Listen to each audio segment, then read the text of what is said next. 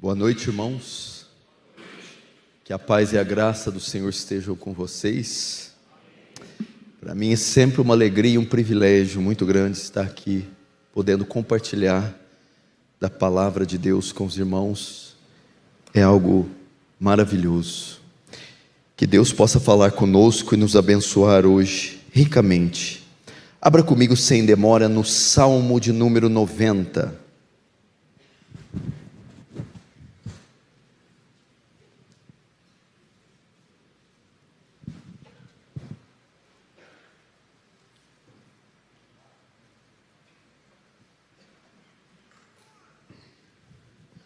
Salmo 90. Estou um pouco rouco, como vocês estão vendo, mas que Deus nos dê graça. Eu tinha pensado em um tema para essa noite, mas depois de um tempo de oração resolvi mudar. Então, para o pessoal que está fazendo a transmissão, para a equipe técnica, se quiser mudar aí, o tema da mensagem é a brevidade da vida.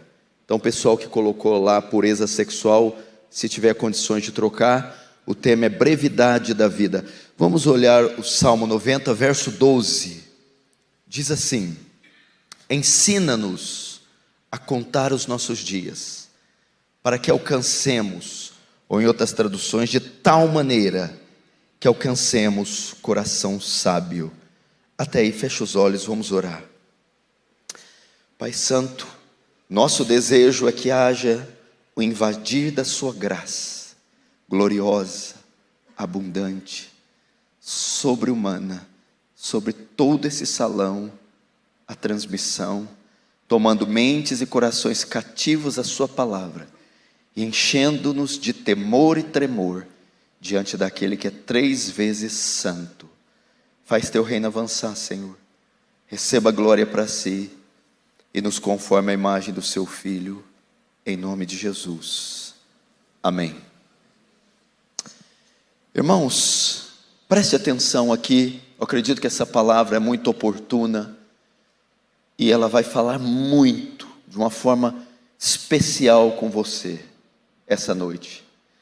Você sabe que o mundo em que vivemos hoje não é mais aquele mundo de 20, 30 ou 40 anos atrás.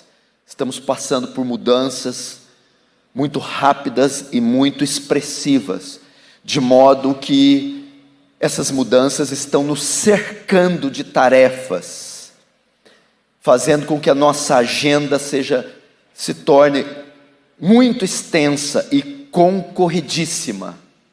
Você pega um menino de 10, 12, 15 anos, a agenda dele já é vastíssima.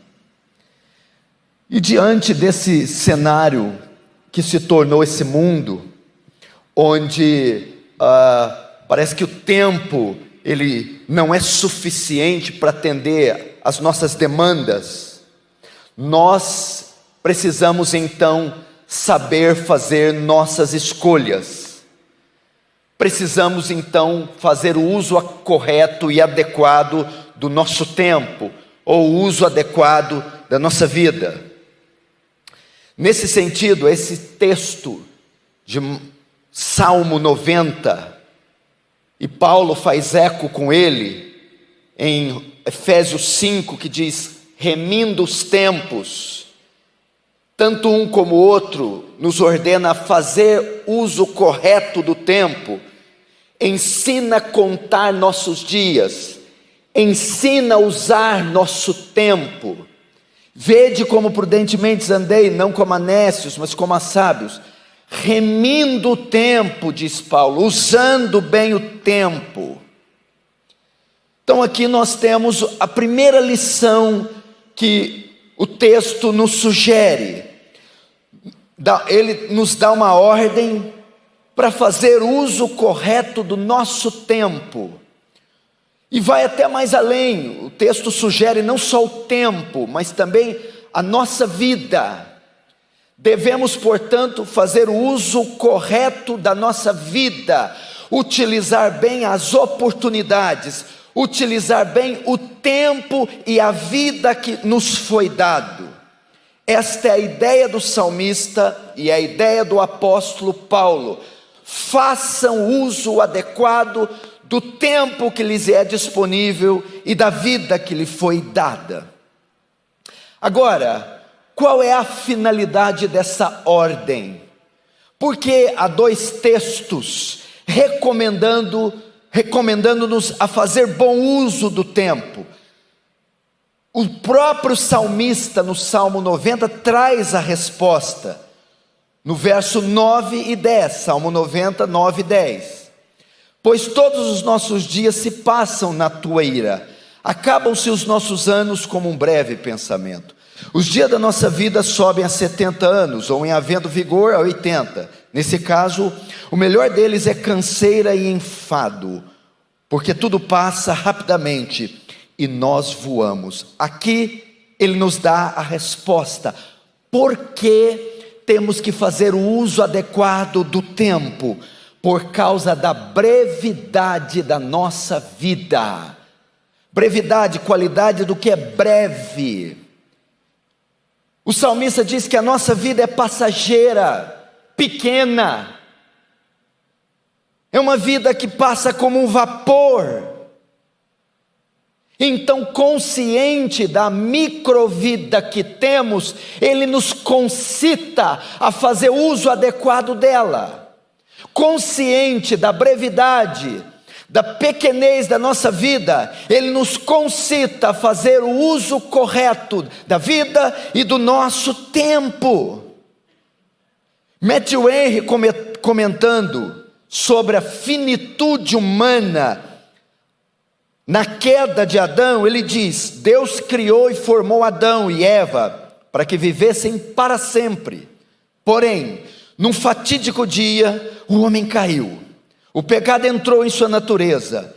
Iniciou-se então o amortecimento da sua existência humana. Assim, homem e mulher experimentariam o inevitável envelhecimento do corpo e posteriormente a morte biológica.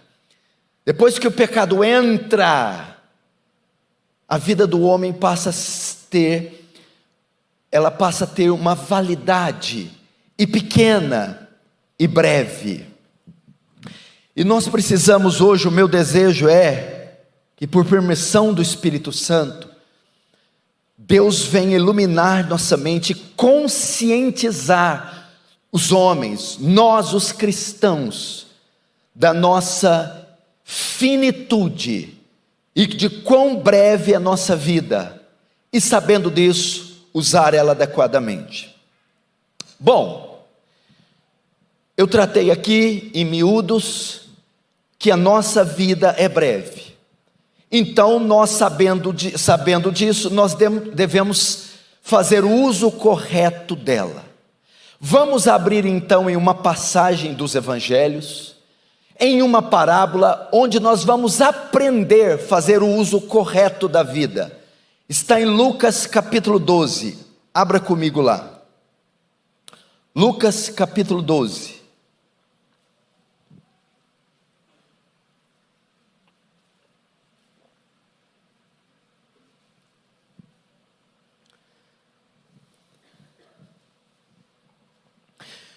O verso 16, e lhes proferiu ainda uma parábola dizendo: o campo de um homem rico produziu com abundância, e arrazoava consigo mesmo dizendo: que farei?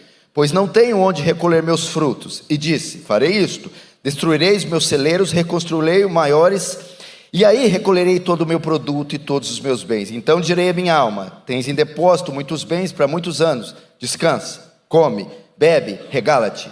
Mas Deus lhe disse: louco, esta noite te pedirão tua alma, o que tens preparado, para quem será? Até aí. Presta atenção, essa parábola aqui vai nos ajudar a fazer o uso adequado do nosso tempo, já que nós aprendemos que ele é curto e que a nossa vida é breve. Primeiro ponto aqui que a parábola nos ensina é fazer as escolhas certas. Irmãos, conscientes do nosso curto tempo nessa vida, devemos tomar decisões certas, fazer escolhas certas. A parábola começa com as escolhas que esse homem fez. O texto diz: o campo de um homem rico produziu com abundância. Aqui mostra com o que ele resolveu gastar seu tempo, sua vida, e com quem. Ele escolheu gastar sua vida trabalhando a fim de se tornar rico. Ele escolheu ser um homem rico, um grande empresário. Ele escolheu gastar cada minuto da sua vida, seus talentos, seus dons, seus esforços, com uma única finalidade: ser um homem rico. E para quem ele resolveu gastar? O texto diz: produziu com uma abundância, e o verso 17, 19, arrazoava consigo mesmo: que farei? Não tenho onde recolher meus frutos. E disse: farei isso, destruirei meus celeiros e reconstruirei maiores.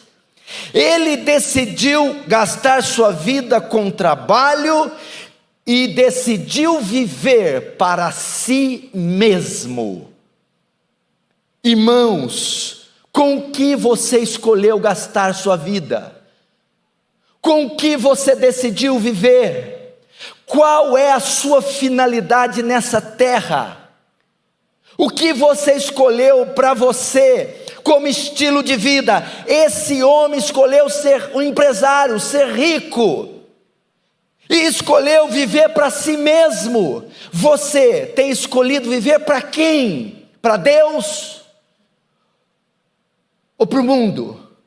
Para Deus ou para o dinheiro? Para Deus ou para sua esposa? Ou para os filhos? Porque tem gente que faz da esposa, dos filhos, um fim em si mesmo. Faça as escolhas certas. Por quê? Irmãos, escute o que eu estou dizendo. Dada a pequenez da nossa vida, não podemos dar o luxo de fazer escolhas erradas. Elas podem ser irreversíveis. Uma vez feita a escolha, com quem você vai se casar, que país você vai morar, que igreja você vai servir, se você se ingressa no ministério ou não, isso pode não ter mais volta. Esse homem decidiu gastar sua vida com uma coisa fútil, tola, que não tem reflexo na eternidade, apenas se enriquecer, e decidiu viver para si mesmo. Olhe você, para quem você vive? Com que você gasta seu tempo? O que você traçou como meta de vida para você? Aonde você quer chegar? Notem, olha, pastor Erival, a escolha dele foi baseada no seu desejo e não na vontade de Deus. No verso 16, ele faz a pergunta, que ele está em dúvida, né? Arrazoava consigo dizendo: que farei? Ele tinha plantado e tinha seus celeiros. Veio uma outra colheita tão grande que ele não tinha onde pôr. Ele ficou na dúvida: o que farei? Então veja, o 16, ele faz a pergunta. Mas no 18, ele mesmo responde: farei isto, destruirei os meus celeiros e construirei outros maiores. Ele está em dúvida o que fazer da vida, o que fazer com o dinheiro, o que fazer com os dons, o que fazer com os recursos, o que fazer com o tempo. Ele faz a pergunta, e ele mesmo responde o que fazer: já sei, derrubarei esses celeiros, construirei outros maiores. Sua decisão não foi com base nas escrituras, sua decisão não foi com base na vontade de Deus. Sua decisão foi com base na sua conveniência, nos seus desejos egoístas, nos seus caprichos. Irmãos, a escolha do que fazer com a sua vida, com o seu tempo, com o seu corpo, com os seus talentos, tem vindo dos seus desejos pessoais, ou da vontade de Deus, ou daquilo que Deus determinou, ou daquilo que Deus dirigiu você? Isso é muito perigoso. Portanto, não corra o risco, irmãos, de errar nas escolhas. Cuidado com quem você está se relacionando, cuidado com seus projetos. Faça escolhas baseadas na vontade de Deus, no que a Escritura ampara, e não em desejos egoístas, porque a vida é breve. Tenho certeza que tem gente aqui com mais de 50 anos que pensa: se eu pudesse voltar atrás, eu teria feito outra escolha, eu teria gastado a minha vida com outra coisa. Segundo princípio: primeiro, faça a escolha certa. Segundo, ter consciência da brevidade da vida. Esse homem não conhece a brevidade da vida. Esse homem pensa que não vai morrer. Veja no verso 19, o que ele diz? Então direi à minha alma: tens em depósito muitos bens para muitos anos. Ele pensa que vai viver muitos anos. Ele não se atenta para o seu corpo mortal. Ele não pensa que pode morrer a qualquer momento. Ele não tem em mente a brevidade da vida. Ele não tem em mente a morte súbita. Muitas pessoas vivem de uma forma incoerente, desleixada, carnal, sem objetivo, porque não tem em mente a brevidade da vida. E é isso que essa sociedade hedonista, pluralista quer fazer, Hollywood quer fazer. Parece que Marilyn Monroe está viva e ainda é jovem, que Clark Gable está vivo. Parece que as pessoas não envelhecem, não morrem, duram para todo sempre. Não. A alma tem em depósito para muitos anos. Temos que levar em conta isso. Sua vida pode passar, hoje pode ser o seu último culto, seu último mês, seu último ano, e mesmo que não for, você tem míseros mais 10 pela frente, ou 20, ou 30, que são pequenos. Essas pessoas não têm ideia da brevidade da vida, da brevidade da vida, e outros homens viveram assim também. Adolf Hitler assumiu a Alemanha nazista em 1933, em um governo que ele chama Terceiro Reich. Para Hitler, a perspectiva do Terceiro Reich era de um governo de 1000 anos. Em 1945, com apenas 56 anos de vida, Adolf Hitler morre, e com ele o Terceiro Reich, que durou apenas 12 anos. Ele não tinha em mente a brevidade da vida. John Lennon, ele disse: nós os Beatles somos mais populares que Jesus Cristo. Eu não sei quem vai acabar primeiro, disse Lennon, o cristianismo ou os Beatles. A banda Beatles foi formada em 1960. Em 1970, a banda se desfaz. Em 1980, com apenas 40 anos, John Lennon morre. Não tinha consciência da brevidade da vida. Tancredo Neves, presidente eleito em 1985, fez planos para governar o Brasil. Em 15 de janeiro de 85, foi eleito presidente da República Federativa do Brasil. Em 21 de abril daquele mesmo ano, antes de subir a rampa do Planalto, sem nunca ter governado, ele morreu. Irmãos, esse texto mostra a razão daquele homem ter pensamentos materialistas, egoístas, e decidir gastar a vida daquele jeito. Ele não tinha consciência da brevidade, por isso era um fanfarrão, de modo que viver tendo em mente a brevidade da vida muda a maneira como vivemos. Ele viveu daquela forma porque não tinha isso em mente. Mas como assim muda? Se eu sei que a vida é breve, eu vou tratar melhor minha esposa, afinal de contas eu posso deixá-la. Se eu sei que a vida é breve, eu vou ser um cristão melhor, porque afinal de contas a minha vida é curta. Se eu sei que a vida é breve, eu vou usar meus recursos de uma forma mais objetiva, porque eu sei que é breve. Tiago 4,14 diz: vós não sabeis o que sucederá amanhã, que é a vossa vida, sois apenas como neblina que aparece por instante e logo se dissipa. A vida é breve. A vida é breve. Temos que ter essa consciência. Terceiro princípio que nos aponta: viva para a glória de Deus. Viva para a glória de Deus. Olha só, você não vê na parábola ele agradecendo a Deus em momento algum pelas riquezas, pelas chuvas, pelas colheitas. Você não vê ele na parábola em momento algum dando glória ou louvando a Deus. Era justo que ele fizesse isso, dada a abundância de colheita que ele recebeu.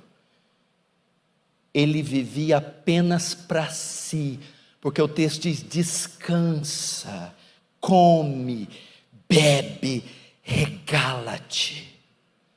Qual era a finalidade da vida daquele homem? Um dos postulados filosóficos recorrentes atuais: o hedonismo. Vivia para o prazer, trabalha para prazer, pega o dinheiro para o prazer. Irmãos, veja só, já que a vida é pequena, ela não pode ser vivida de forma egocêntrica. 1 Coríntios 10:31, portanto, quer comais, quer bebais ou façais qualquer outra coisa, fazei tudo para a glória de Deus. A primeira pergunta do breve catecismo de Westminster é: qual é o fim principal do homem? Resposta: o fim principal do homem é glorificar a Deus e gozá-lo para sempre.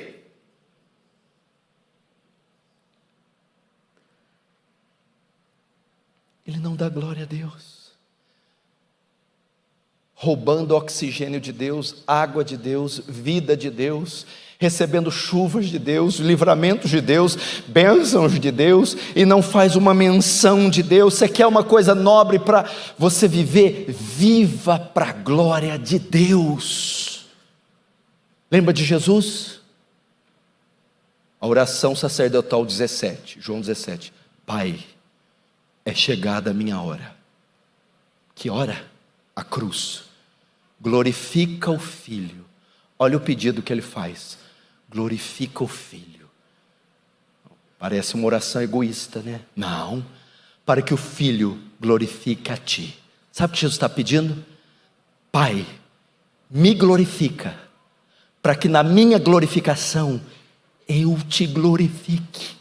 O desejo de Jesus ardente era ser glorificado, mas com o fim de que na sua glorificação o Pai fosse glorificado.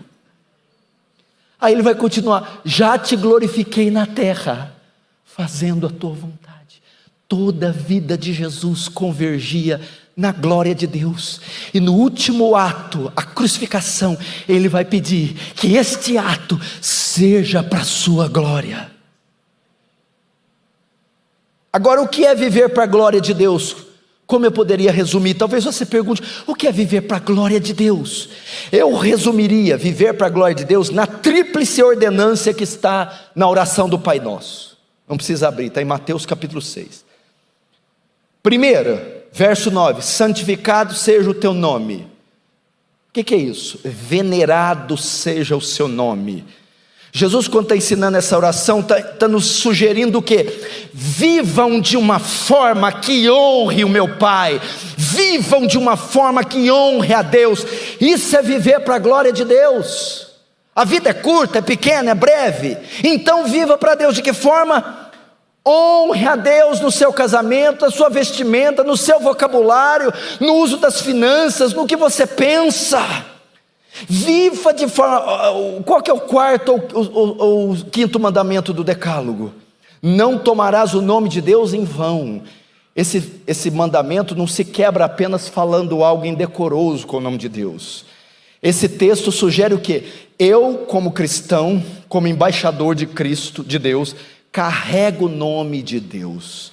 E a forma como eu vivo, ou honra ou desonra. Tomar o nome de Deus em vão nesse sentido é eu, como cristão, me portar de forma indigna deste homem, deste nome. Segunda forma apresentada na oração de Mateus, verso 10: venha o teu reino. O que é isso?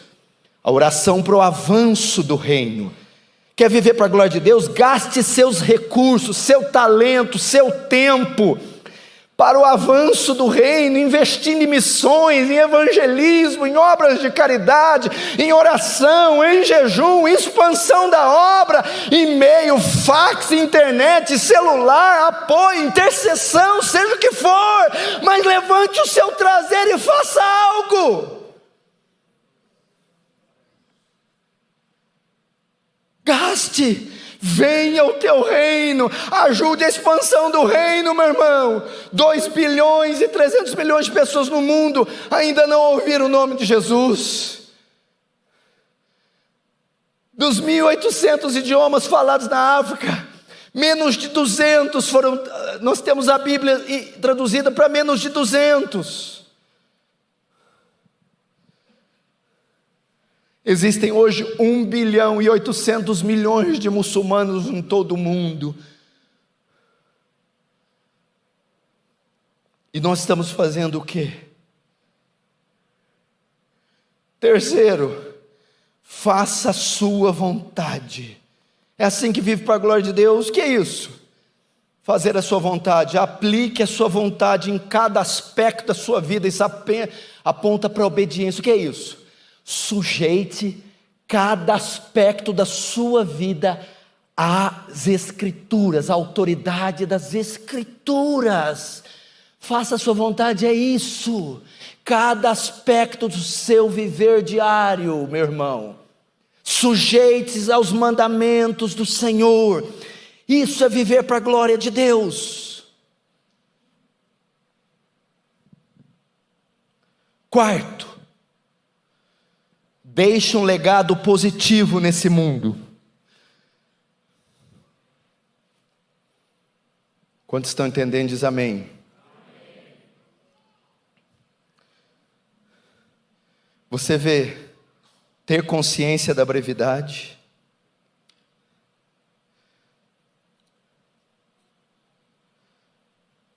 viver para a glória de Deus. Eu vi aqui que eu não sou muito bom de memória. Ter consciência da brevidade. Fazer as escolhas certas. Viver para a glória de Deus. Quarto, deixar um legado positivo. Olha aqui que interessante. Ele não leva em conta as necessidades dos demais. A vida toda dele é centrada em si. O verso 17, 18, que farei? Pois não tenho onde recolher meus frutos. E diz, farei isto, destruirei meus celeiros, reconstruí-los maiores. Esse homem não nutria nenhuma espécie de generosidade por ninguém. Não há nada aqui mencionado que ele tenha feito para alguém, não há um legado que ele tenha deixado. Ele não se preocupava com a necessidade à sua volta, só tinha interesse em derrubar e ajuntar para si mesmo. Olha isso aqui, no grego as palavras eu, meu e minha ocorrem 12 vezes nesse parágrafo. Ele era um homem totalmente egoísta, totalmente centrado em si. Aí recolherei todo o meu produto e todos os meus bens. Ele não deixou nada para ninguém. Irmãos, a vida que você está vivendo, você tem deixado um legado para as futuras gerações, você tem deixado algo para o Senhor. Vamos fazer uma pergunta melhor: se você morrer hoje, o que você deixa para sua família, seu bairro, sua cidade, esse estado, essa nação? Dívidas? Mau testemunho? O que você construiu para o Senhor? O que você deixou? Já que a vida é curta, meu irmão, John Wesley escreveu hinários, levantou escolas, igrejas.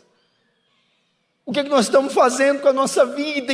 Ninguém está preocupado em deixar um legado, meu irmão.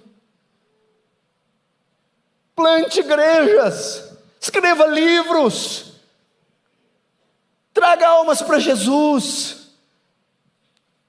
Levante obras sociais, faça alguma coisa. A vida passa muito rápido.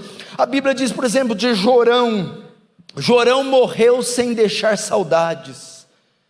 Olha aqui que retrato triste. A ideia é: morreu sem ter feito bem, sem ter deixado uma história bonita. Com míseros 40 anos foi apagado da história como um dos piores reis de Israel. Morreu sem deixar saudade, como um parasita, um homem ruim. Não guerreou as guerras do Senhor, não plantou vinhas para o Senhor, não edificou obras para o nome do Senhor.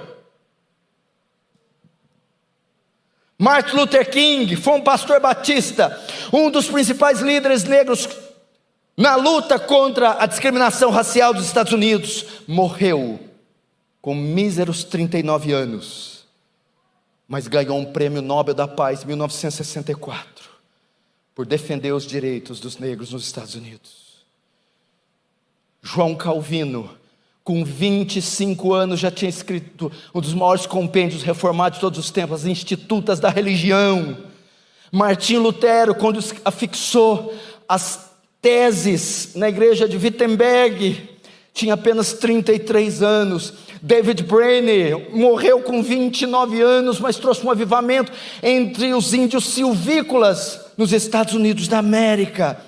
Susanna Wesley, diziam-se dela: nenhuma outra família, a terra deve tanto depois da família de Abraão, do que a família Wesley. Paulo morreu entre 60 e 64, uma mísera vida, e disse: combati o bom combate, acabei a carreira, guardei a fé. Sabe o que é esse sujeito que morreu com 60 aninhos? Sabe, vidinha essa aqui, ó. Foi o maior teólogo que a humanidade já conheceu, o maior pastor que a humanidade conheceu, o maior evangelista, o maior plantador de igreja, o maior missionário. Dos 66 livros, 13 ele tem autoria. Virou a bacia do Mediterrâneo de pernas para o ar. É mais influente no Ocidente que todos os Césares juntos. Os seus escritos até hoje influenciam o mundo inteiro. Um só homem, com míseros 60 anos. Que legado você está deixando? William Carey foi para a Índia, demorou 5 anos para batizar a primeira pessoa. Depois de anos conseguiu fundar um instituto teológico, escola, aboliu a prática do sati, o sacrifício humano, traduziu a Bíblia para vários dialetos indianos. Hudson Taylor, missões no interior da China, até hoje existe, porque um jovem batista sonhou e foi mar adentro até a China. O que você está fazendo com sua vida? Lembra daquela história da Corrie ten Boom, que escondeu cristãos do regime nazista? Elizabeth Elliot, que teve o marido e outros amigos missionários mortos. Perpétua, martirizada no primeiro século. Amy Carmichael. Quanta gente. O que nós estamos fazendo? Pegando aqueles lanches enormes com gordura hidrogenada, saturada, e gastando 3 horas na frente do Netflix e vendo porcaria. Meu Deus, nos guarde disso. Estava vendo aqui o vídeo do pastor Arival ganhando a eleição para mais 5 anos. passa de 20 e poucos anos, 23, aqui, plantando igrejas, apoiando missões, perfuração de poços, cestas básicas, igrejas fora do país, livros escritos, e livros, e textos e cartilhas. E para nós que fazemos alguma coisa, um sermão desse ainda faz a gente imaginar que fez pouco, que tem muito a fazer. Deixa um legado, meu irmão. Deixa um legado. A vida é muito curta. Quinto, o inevitável finalmente aconteceu. A vida passou. Verso 20. Mas Deus disse: louco, esta noite te pedirão tua alma. O que tens preparado, para quem será? Então a vida de súbito passa. Esse homem achava que ia viver muito, mas aquela noite sua alma seria requerida. Ele iria viver brevemente e morrer rapidamente. Irmãos, assim acontecerá conosco a qualquer momento. Irmãos, deixa eu te perguntar: quantos anos vocês ainda vão viver? Quantos anos você ainda vai viver? Será que não vale a pena viver por uma coisa nobre? Será que não vale a pena abandonar esse miserável pecado oculto, escondido? Será que não dá para viver uma vida mais digna daquele que nos vocacionou? Pense quanto tempo você tem ainda, mesmo que você chegar aos 90 anos. É muito pequeno. Parece que outro dia o Zico errou o pênalti na Copa de 86. Parece que outro dia estávamos vendo domingo pela manhã a Fórmula 1 e o Ayrton Senna bateu na curva Tamburello no GP de Imola. Parece que foi outro dia o plano Collor, o governo Sarney, as diretas já passaram. Outro dia eu estava vendo no SBT, quando passava a semana do presidente, era o João Figueiredo. Olha quanto tempo já se foi. Então vem a pergunta de Deus, 2 perguntas e eu encerro. Primeira: o que você fez em toda essa vida curta? Ele diz aqui, no verso 20: louco, esta noite pedirão tua alma. O que tens preparado? E a segunda pergunta: para quem será? Ok? 2 perguntas ele faz. O que tens preparado? Para quem será? Esse texto é mais do que perguntas, ele aponta para o julgamento divino. O homem morreu. Agora chegou o dia da prestação de contas. E o julgamento aqui passa por 2 questões. Primeira: o que tens preparado? O Senhor vai requerer dele o quê? O que você fez com essa curta vida que eu te dei? Segunda pergunta: para quem serás? E para quem você viveu essa curta vida? Quem recebeu de você louvor? Deus vai nos julgar e vai requerer de nós o uso da nossa vida, do nosso corpo, dons, talentos, e também para quem nós o entregamos. E Jesus termina dizendo: como são aqueles que vivem assim? Ele usa a palavra louco, sem juízo, nécio. Esse homem viveu sua vida curta para si mesmo. Deus chama de louco quem faz isso. Esse homem não colocou Deus como prioridade. Deus chama de louco quem faz isso. Esse homem achava que era dono do seu tempo e do seu destino. Vou viver muito bem, muitos anos, mas ele não era. É loucura achar isso. Ele pensava que suas conquistas na terra poderiam satisfazer sua alma. Que o verso 19 diz: então direi a minha alma, tem depósito para muitos bens. Pobre homem. Ele pensava que as suas conquistas podiam satisfazer. E a Bíblia chama de louco, sem juízo, quem faz isso. Qual a solução?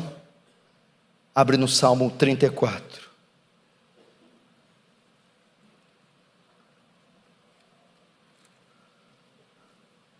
Salmo 39, melhor.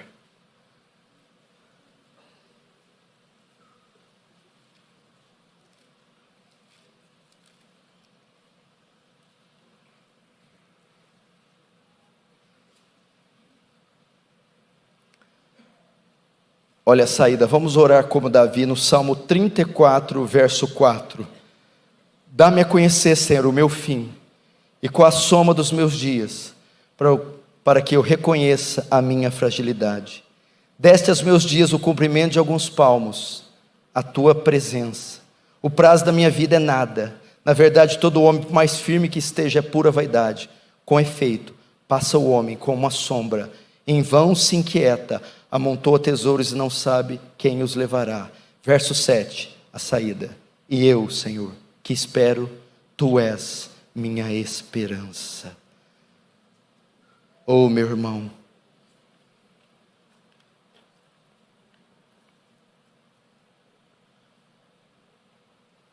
essa é a palavra para nós. Podia fazer um fundinho de teclado aqui? A nossa vida está passando. Nós estamos já envelhecendo, sentindo dores. O corpo está mudando. O cansaço está vindo, está chegando.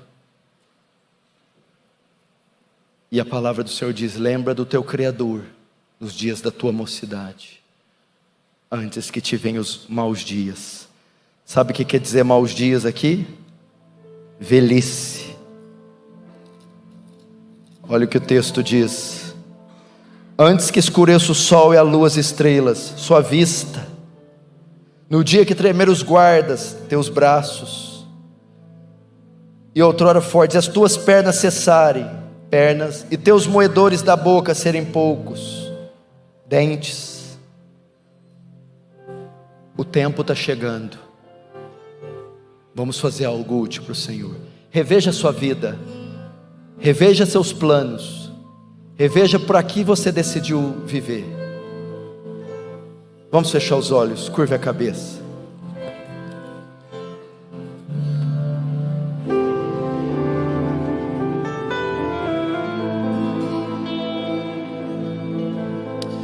Fale com o Senhor.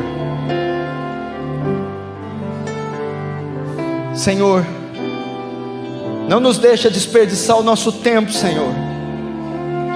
Há tanto para fazer ainda, há tantas almas para levar o Evangelho, tantas nações que não conhecem Teu nome, Senhor, e o povo brasileiro gastando, comendo, bebendo, Senhor, com aquilo que não tem valor eterno.